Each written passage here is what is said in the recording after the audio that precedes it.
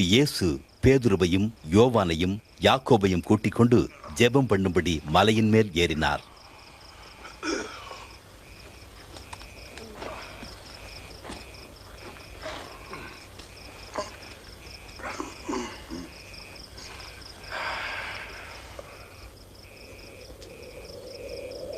அவர் ஜெபம் பண்ணுகையில் அவருடைய முகரூபம் மாறி அவருடைய உடை வெண்மையாகி பிரகாசித்தது.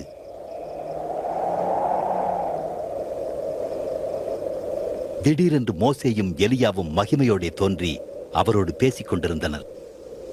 நீர் தேவ சித்தமதை நிறைவேற்றுவீர். நீர் எருசலேமில் மரணமடைவீர்.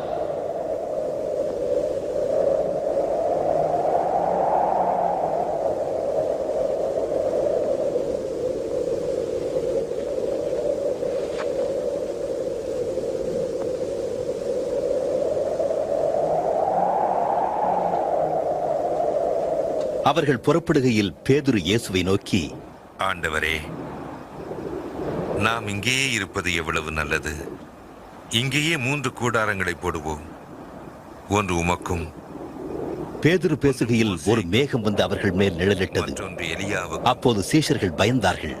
உடனே மேகத்திலிருந்து ஒரு சத்தம் உண்டாகி, இவர் என் நேசகுமாரன், இவருக்கு செவி கொடுங்கள் என்று உரைத்தது.